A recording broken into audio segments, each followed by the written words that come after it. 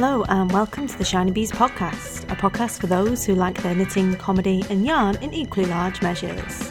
I'm your host Jo Milmine and this is episode 90, Curious Handmade, an interview with Helen Stewart. I feel a need to laugh again with you, if that's alright. I need a drink, I need a friend. Hello and welcome to another episode of the Shinybees podcast. How are you? I hope you're well since last time I spoke to you. And if you are a returning listener, hello again, welcome. And if you are a new listener, a hearty welcome into the show. Come in, get comfy, sit down, make a few friends. There's lots of lovely people here for you to hang out with as well. So this week I'm very excited to be bringing you an interview with a lovely fellow podcaster, Helen Stewart. But before I do crack into that interview, which I found really interesting, and I think Helen enjoyed the opportunity to be able to talk about her design work more freely in our usual interview format, I have a little bit of news. So first up is my lovely assistant, LJ. Some of you met her at Edinburgh Yarn Festival because she came along to see what it was all about. Now, LJ isn't a knitter yet, but it was very close, very close. At one point, she was found transfixed, stroking a skein of pink. She's not pink at all. Pink alpaca silk cashmere that she said it was just so lovely. It was like stroking a baby rabbit, and she loved it. It was so soft. She was just kind of cuddling it. No idea what to do with it, but was found basically cuddling this. It's not the cheap stuff. She doesn't go for the cheap stuff.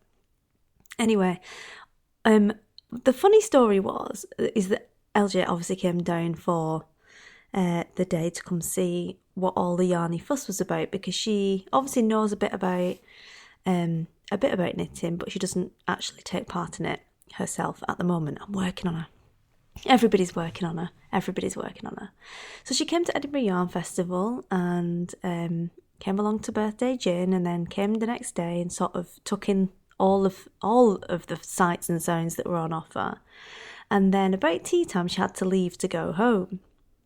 Now, she was getting the train back up north to where I used to live. That's where she lives at the moment. And she's just about to move house. They're packing up her house today. And as she got onto the train, she sat down heavily. It was a very long day, exhausting. All those yarn fumes. I'm sure you know as well as I do exactly what it feels like after a long day of yarn show fun. And she sat down rather too heavily into her train seat, having not seen the train arm of the seat, the armrest, was down rather than up. Now, unfortunately for LJ, this caused quite a mishap, and she basically broke her arse and had to go to A&E the next day because she was in so much pain. Now, I'm not laughing. I'm not laughing at her. I'm not laughing at her, because this is an unfortunate accident anyway, and I'd imagine it's incredibly painful. And she was basically off her face for a week or so afterwards on all these painkillers and drugs they'd given her, which wouldn't be quite so bad, except she was meant to be training for a marathon, for the London Marathon this weekend. Now, for those who don't know her that well, she's probably even more stubborn than I am. And she does a lot of stuff for charity and volunteering and helping people. And so she was running the marathon for Sense, which is a charity in the UK for deafblind people. It's advocacy and a charity for deafblind people and those with sensory impairments. So she basically, the doctor was like, probably shouldn't be doing that. And she was like, as soon as I can walk, I'm out running again, basically. Sod off, I'll cry when it's finished type thing. So as a result, she's still running the marathon this weekend. No, she still has to kind of sit with one arse cheek on a pillow at the moment, without putting too fine a point on it. And it's going to have a rather eye-watering kind of procedure carried out if this doesn't resolve itself. But because she'd committed to running this marathon, even though she broke her arse as a result of yarn fumes, that's bringing it back to that. That's why she hurt herself, is she was still quite intoxicated on the yarn fumes. She's still going to run it, which is amazing. So obviously I'm sponsoring her, and the Golden Skin's also going to sponsor her. But if any of you guys think it's funny and want to sponsor her as well to help her get above her target, because I'm kind of like, it would be nice if you got above your target, because this is going to be quite painful. I mean, running a marathon is not on my list of enjoyable things to do. Running a marathon with a broken arse as a result of sniffing too much yarn is probably one of those things I will never ever attempt, but once she's made her mind up, she does it. So if you want to get involved, I will leave a link in the show notes, and if you go in, have a look for her. I'll get a little picture so you can cheer her on if you see her, because I'm sure she would love that. I know I have a lot of listeners in London who like to go watch the marathon, and I know there are a lot of people, but on the off chance that you see someone who looks like they've got a broken arse running a marathon, then you can give her a wave. So yeah, I'll put that in the show notes for you, and best of luck to LJ for that. I will report, I might even get her on next week and report back as to how she found that. So after that, I know, I really feel like I should have knitted her some, like, a little sweatband or something to wear. That'd be quite funny. Little Shinybees sweatband. I wonder if it's time to sort that out. There might still be time to sort that out. Anyway, what have I got for you today? Well, as I mentioned, I have an interview with another Londoner or London-based person. She is an Aussie. It's the lovely Helen Stewart of Curious Handmade, award-winning podcaster, and general all-round lovely lady. Helen has been podcasting since 2013 and has been designing for a little bit longer than that, and has produced lots of lovely, beautiful patterns and collections, both of her own and for prominent publications as well. And I know she has quite a big audience that also listens to this podcast as well, and if you are one of those special people, hello. But I was really keen to get her on and talk to her about the design side of her work, because obviously we've chatted a lot about podcasting between ourselves, but you guys might not be that interested in the ins and outs of microphones and, you know, workflows and all that sort of stuff, but you'll definitely be interested in hearing all about her kind of thoughts and how she goes about designing. So you can find everything to do with her at curioushandmade.com, and you can find her podcast Curious Handmade on iTunes and all the other podcatchers, and there are links and show notes for that on her website as well. So please be upstanding and welcome our lovely guest today, Helen Stewart.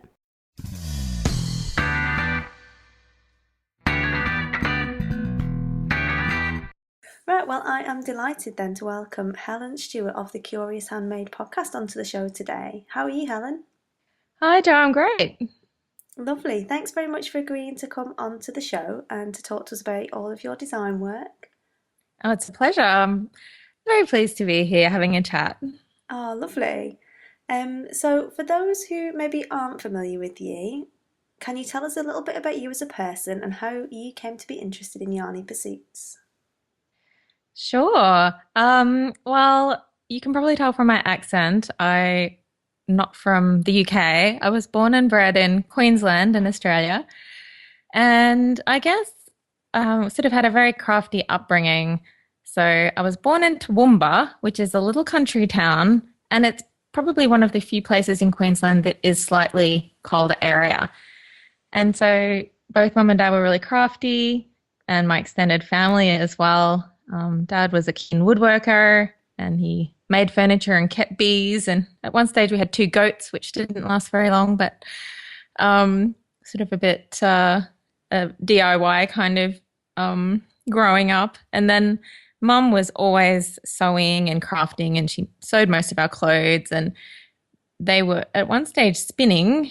I can remember her doing quite a bit of spinning and making yarn when I was about like 4 or 5, I guess. So quite young. It's kind of an early memory.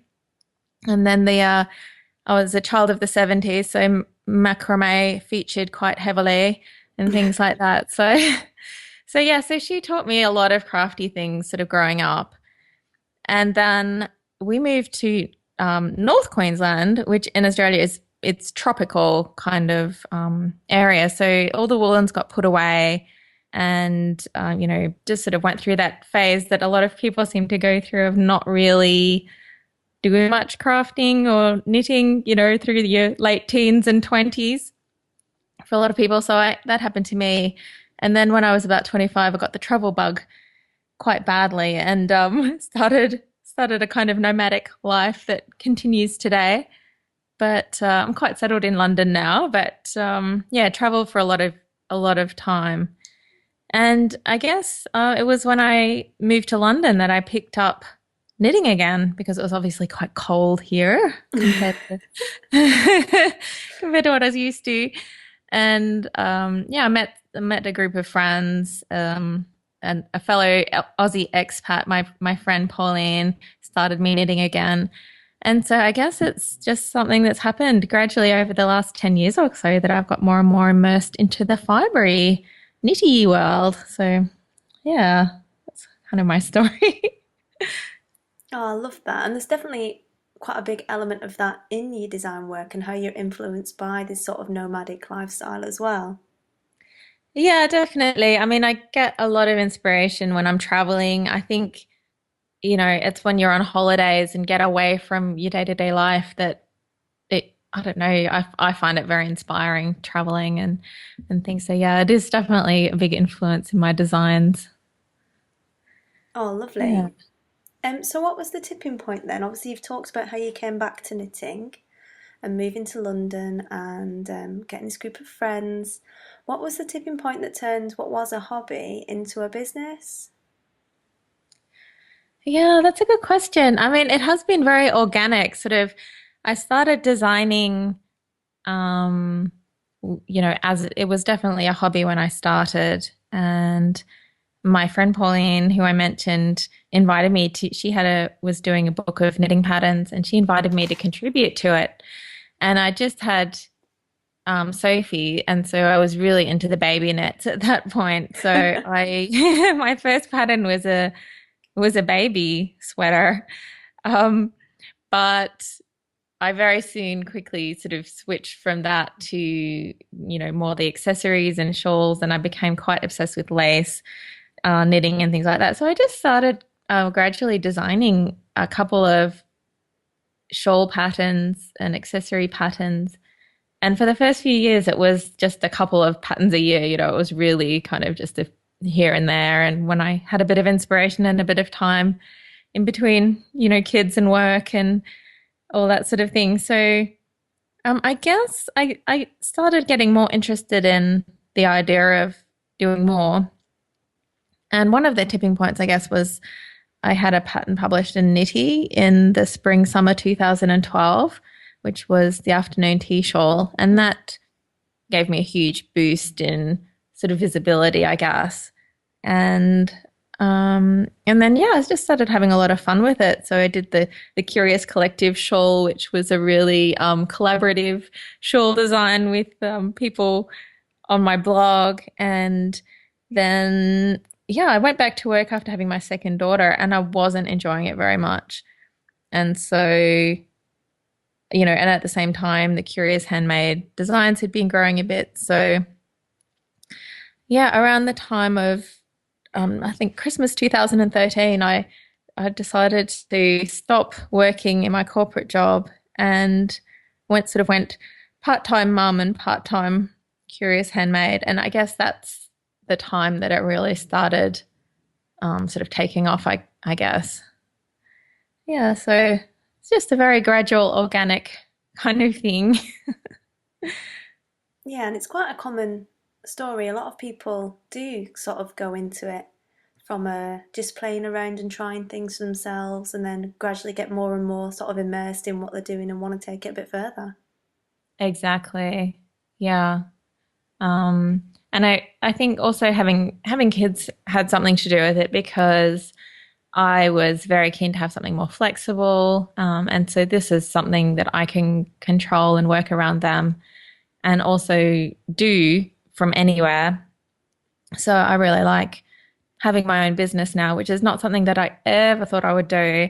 But yeah, having the kids is sort of probably gave me a bit of a push that I might not have had otherwise.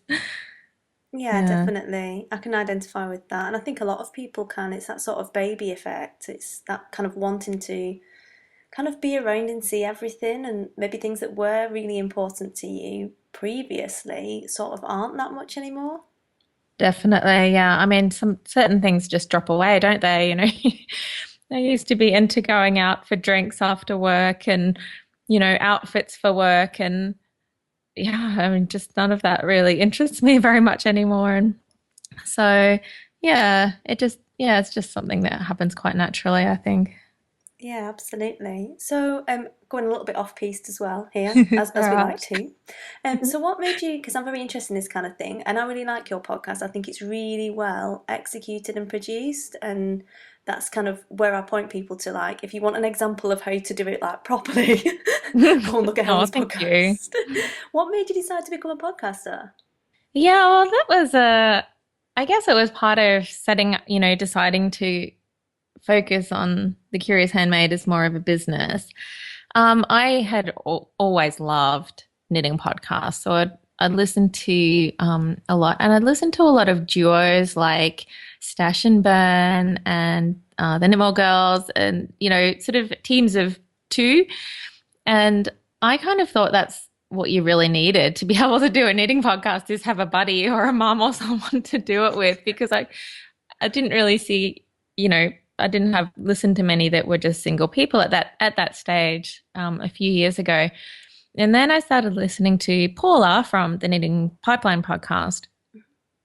And I just sort of saw a different model for it, I guess, and thought, oh, maybe I could do that. And yeah, it kind of seems like a funny decision for me in a way because, I'm quite shy and reserved and um, I do think it's in some ways quite funny to have a podcast, but as my husband pointed out, it's like, well, you don't have to go out and meet people when you're doing it. You can just sit and talk to the computer.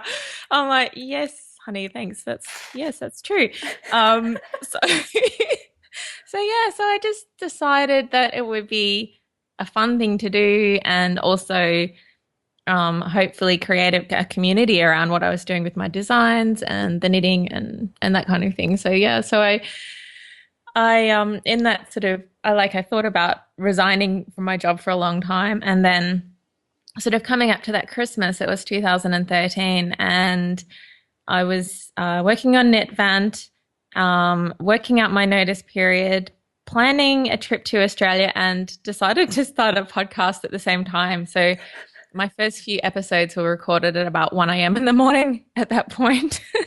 So, but it was fun. I just really, really loved it from the very beginning. So, yes, that's how it came about, I guess. It's funny because lots of podcasters are really introverted, and when you meet them, you're just like, wow, you're quite quiet, aren't you? Right, And I right, think because it's that element of just you're on your own in a room, it doesn't really matter because it's just you. right. Yeah, and I think I mean, it really has helped me, um, make a lot of contacts, and I started quite early on doing interviews, although I don't, interview people all the time, but I think it was good for me to sort of start in that way. Mm. Amy Singer from Nitty was one of my very first episodes, and I think that was really quite good for me to sort of push myself to, say, would you mind doing this? And I was so, so nervous. Oh my goodness, that, the tech wouldn't work and all of that. But yeah, it was fun. And, I think often you can surprise yourself by doing things that you don't think you can do, with a bit of a nudge. Yeah, Yeah. absolutely. I definitely agree with what you said about being able to kind of go out and meet people. Podcasting, although you're on your own in a room when you do it, it sort of gives you the springboard to go and meet so many different people. Yeah. Yeah. No, it's really nice. I mean, I've just spoken to the most amazing people, sort of both on the podcast and because of the podcast. Mm. And, people, contact you. And yeah, it's just really nice. It's such a nice community. I mean, there's really nothing to be worried about, is there? Because as we know, knitters are lovely. So yeah, it's really good.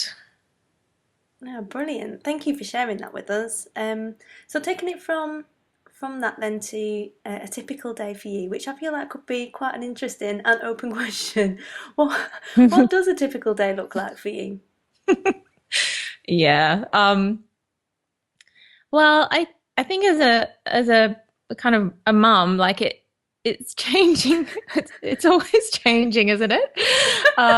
She says kind of Yes. nervously, just having a child homesick all week, um, can throw curveballs at you. So yes, but generally, kids off to school in the morning, work like crazy for 6 hours or however long I have, and yeah, pick them up again. But I was thinking about like this question, and I think with what the kind of work I do, which is designing and the podcast um, and blogging, different aspects of part of the business, there's lots and lots of different things going on. So one day could be a photo shoot for new designs, one day could be sort of pinning things to Pinterest for a concept for a new collection, writing out patterns, knitting patterns. So there's lots and lots of different things happening. But generally, every week I'm recording the podcast.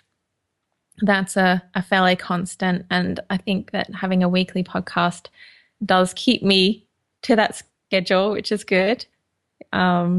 I considered sort of, maybe doing it every 2 weeks or, maybe not quite so often at one point because it is quite time consuming. But then I thought, my whole life might go off the rails if I did that. I just need that one thing that's consistent and that I have to do every Friday is upload my podcast. So yeah, so it is really, really varied, which I absolutely love. Um, and yeah, it's fun. And knitting is portable, so I can do a lot of work at random times of the day. Yeah, I particularly like it when you put one of your nice posh coffees up when you're in a cafe somewhere. I'm like, oh. If only Oh, I that's lived in much. London. You won't get one of those in Wigan. Oh, yeah. No, that's a super treat. I have a couple of really, really nice coffee shops in 5-minute walk from my house. So I tend to spend a lot of time here by myself. So I every now and then put on some clothes and leave the house and go and have a nice coffee. So yeah, Yeah, yeah, it's definitely good. big fan of that. Oh, thank you. Um, so you've talked a little bit about obviously your day and where you like to work and how you mix things up, and you've hinted a little bit about your creative process. And can you tell us a little bit more about that when you come to develop a new design or a collection? What is your creative process? Is it a set one or does it vary? Yeah, I think it definitely varies. Probably as I've got more experience, it's a little bit more sort of I've found what works for me a bit better. But the initial ideas can come from lots of different places. Often it's from yarn, so from a particular yarn that I've come across.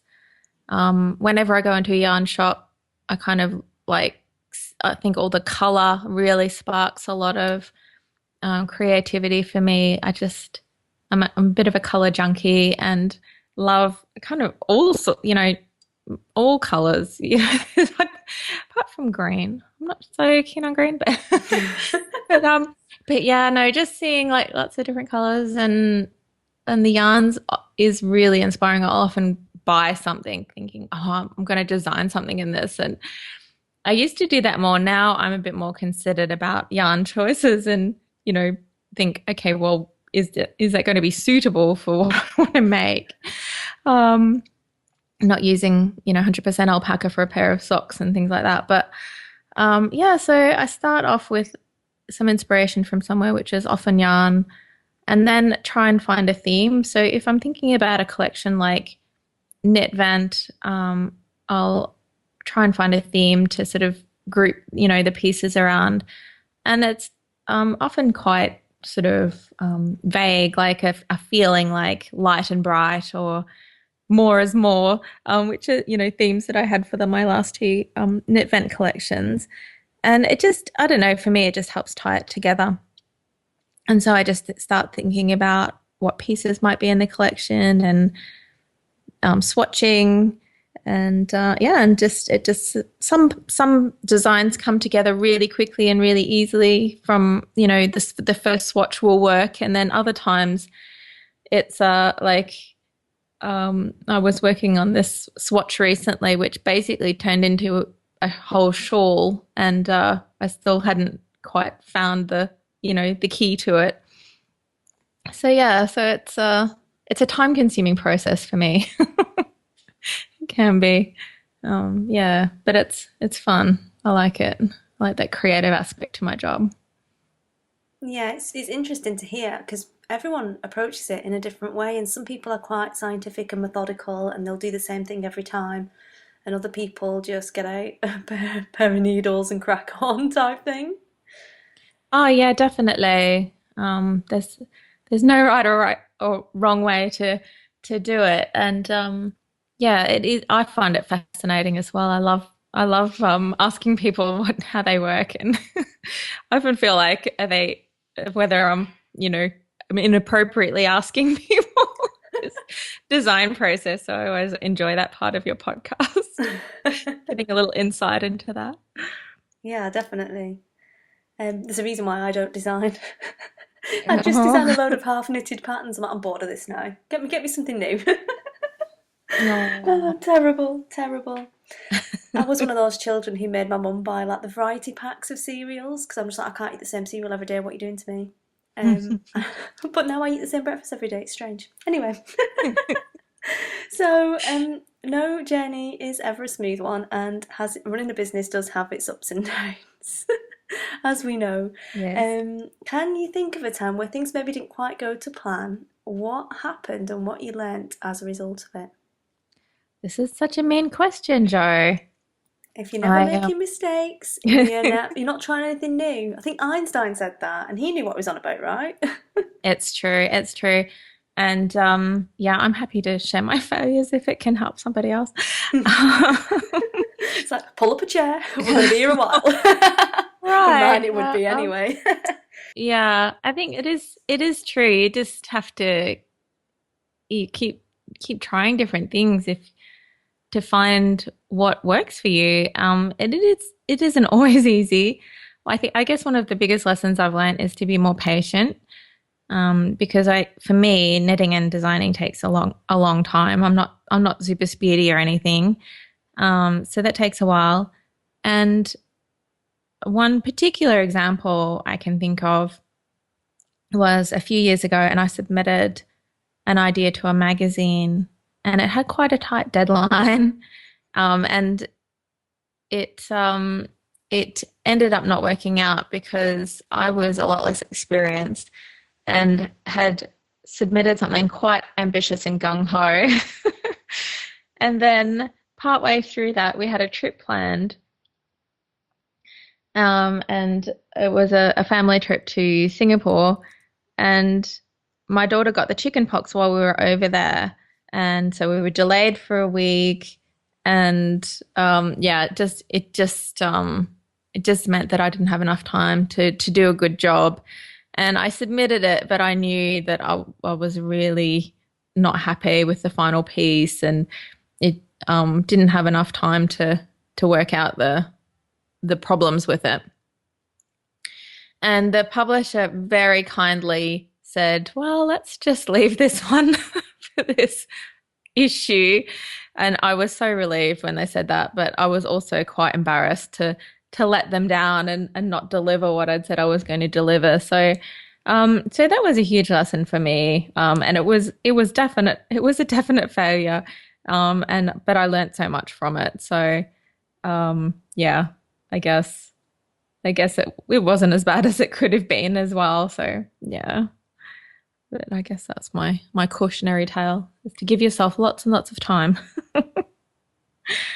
No, definitely. It is so tempting to get carried away with stuff and to add more and more, and it's a very common thing that people say to this question is that, oh, I didn't really appreciate how much time I would need to execute this thing, and Mm. only one, well, not a small thing, getting chickenpox in a foreign country is probably a little Mm. bit on the bigger side I of the mean, that wasn't scale. the only thing that sort of Yeah. happened, but that was the straw that broke the camel's Yeah, back. this is a headline piece.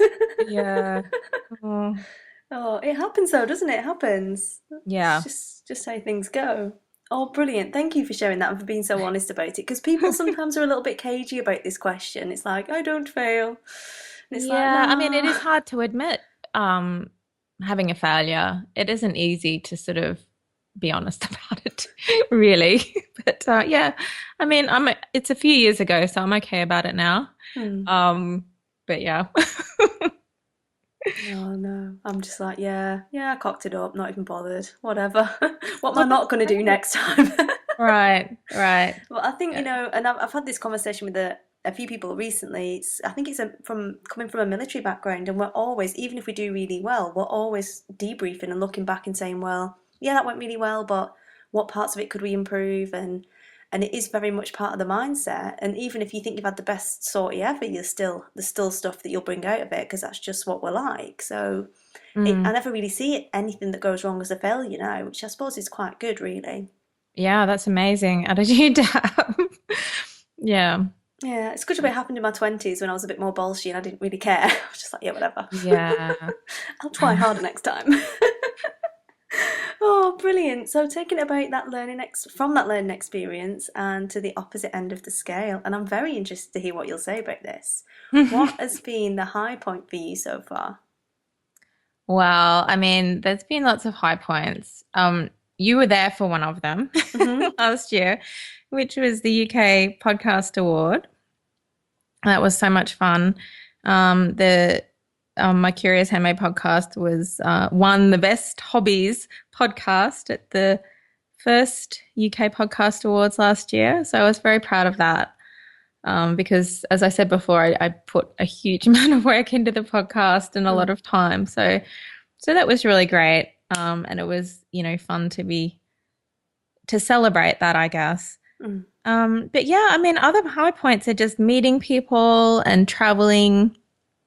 I've got to talk to people like Elizabeth, who's the founder of Squam on my podcast, and Clara Parks, with her new book, Knitlandia, was, super, high point. I got to meet my podcasting mentor, Paula, at her Knitting Pipeline retreat last year. And yeah, just things like that, little,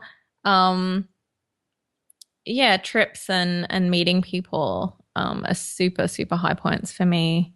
Um, it's the fun part of the job. Yeah, definitely. Podcasting, it is very rewarding, but it is a lot of work. Yeah. It's a lot of work. Yeah. And you should be very proud of your award at the Podcast Awards too. I Not gonna was. Do you know what I liked mention it. most? I liked all the little sad faces from the business people who took themselves really seriously, and the minute I walked on stage, just bantered them, saying that the knitting podcasters were better, which is true. Frankly, it's true. I stand by that. It is true. It might not be that smug this year, but Wow. no, it It was was good. fun. It was a fun moment, for sure. Sorry. Yeah, definitely. I think a lot of people were surprised at two knitting podcasts, that even people, one, did knitting podcasts, and two, that two of them would win awards. I think raised a lot of eyebrows. I really enjoyed that. Mm. Yeah, I really enjoyed that too. It was cool. It was cool. Oh. I'm just looking, actually, I've got my little award on the window ledge. I've got it out of the box and put it on the window ledge. So, Yes. yeah, it's dusty though now. I'm going to have to polish it. So taking it then from high points of your journey to the one thing. What is the one thing that you know now that you wish you would know when you picked up the first ball of yarn? I think the one thing is if you make a mistake, unpick it and start again straight away. Don't plow on in denial, thinking that it is going to magically disappear. It's better to go back and start again. Which I can say now I'm a faster knitter, but at the time when I was painstakingly knitting my first scarf was like a big deal to unpick a single row. So, but yeah, if you're a new knitter, just go back to your mistakes, sort them out, and you'll be much happier for it. Yeah, definitely. And don't do that thing where you just go, oh, this needs unpicking. Oh, I'm annoyed now. Just throw it to the side because it'll be there forever. Mm-hmm. Definitely.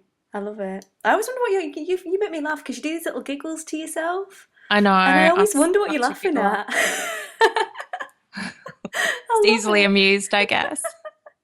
Oh, brilliant. So Desert Island Skeins then. We're gonna laugh all the way through this now. I know. Every report card I ever had in primary school was the comments was giggles too much. So it's just something that has never changed.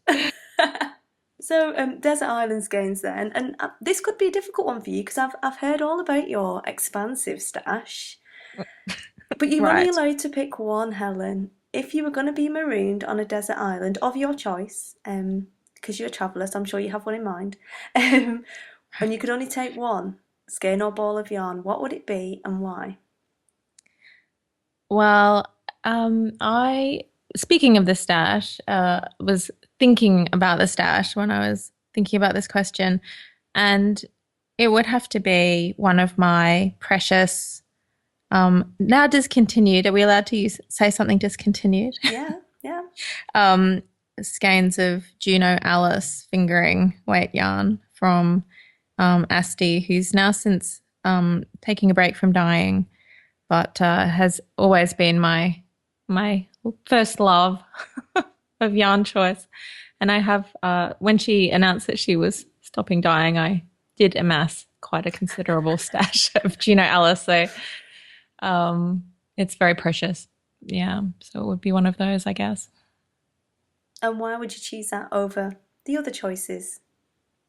Yeah, I guess just it's such a pleasure to knit. It's I'm not going to know the exact makeup of it now, but it's just a beautiful. It's alpaca and cashmere, and it's super soft and beautiful to knit. So that would be why, and pretty colors. I'd have to spend some time choosing the color, but yeah, it's just lovely to knit, and it would make a shawl. Perfect size for a shawl. So yeah. You see, I love that. You're all about the luxury. You're like, no, I'm not going to take anything practical. I'm not Oh going to take no. lace weight. I'm just going to take what I want to knit with because I love it. Absolutely. I would totally go with that, definitely. So, what is your favourite or your go-to resource for yarn craft or business that you couldn't do without? Well, it's got to be Ravelry, hasn't it? I can't really go past Ravelry, but knitting podcasts are a equal or close second. Mm. Yeah. I couldn't live without either of those in my work or hobby side of my knitting. So yeah. Yeah, definitely. And we're quite lucky we've got so many to choose from as well when it comes to podcasts. Yeah, absolutely. I've recently got more into video podcasts, which I'm really enjoying at the moment. But yeah, I mean, I've listened to audio podcasts for many years, and yeah, it's just I learn so much from them. So yeah. Super. So, where is the best place for the listeners to come find you? You can find me at curioushandmade.com, and that's my website/blog where I have links to pretty much everything. And if you're looking for the podcast, you can find it on iTunes, and it's also on Stitcher, Stitcher Radio, under Curious Handmade. Lovely. I will put links to all of that in the show notes, of course. So, do you have any parting words then for people who may be thinking about giving designing a try or getting into the industry? Oh, well, I don't feel like a particular expert, but I would say to be patient because I think it takes a long time to grow a business. And it just takes years. Give it a good few years if you really want to, succeed, I think. And practice a lot. It's I don't think people, I think people think, oh, they're so talented, or I could never do that, but give it a try. Yeah, just try and see, and don't stop at the first thing. Keep going and try a few more, and then you'll find out if you like it and if you can do it. Brilliant. So it's time to get excited. No giggling. Right. What? Now I'm really conscious of it. Have you noticed I'm not giggling anymore? Oh, don't stop giggling. That's my favourite part of your podcast. I can't help it. So what is next for you? What can we look forward to from Curious Handmade over the next few months? Yeah, I've got lots of designs in the pipeline. I'm working on a new shawl collection, which may become a shawl club. I'm still working on the details of that. Ooh. I am planning to do my mystery knit along again this year, and later in the year, I'm thinking ahead to Knit Vent already. Cool. It's not summer yet. And yeah, so next week, depending on when you publish this, next week, I'm off to my very first retreat, and so I'm hoping that there'll be more in the future, and attending lots of knitting events. So yeah, super busy year planned ahead. Oh, cool. I wish I was coming to your knitting retreat. I was proper slow off the mark. And by the time I even realised it was happening, it was sold out. Story of my life. I wish you were coming too. Yeah. I'll have to come to the next one then, won't I? Yes, exactly. Exactly. Oh, brilliant. Well, I'm sure it will be a resounding success, and I look forward to hearing all about it afterwards. So thank you very much for agreeing to come on the show, Helen. It's been an absolute pleasure to have you here. Oh, thank you so much for having me on, Jo. It's really lovely to have a chat.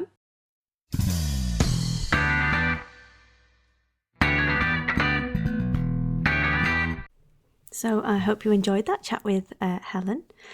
I certainly did. I really love how she giggles all the way through everything. I just found her quite fun, really quite good fun to hang around with and to chat to. Because when you first meet her, she is quite quiet and not maybe how you would expect, but she's really good fun once you get chatting to her and stuff. So I was really pleased that she agreed to come on to the show and tell all of you guys a bit more about how she goes about creating her designs and where she gets her ideas from.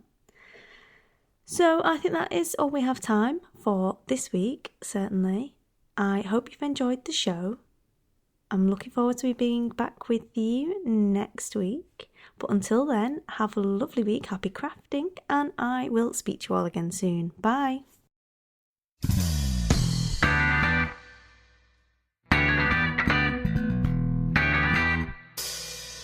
You've been listening to the Shinybees podcast, a podcast for those who like their knitting, comedy and yarn in equally large measures.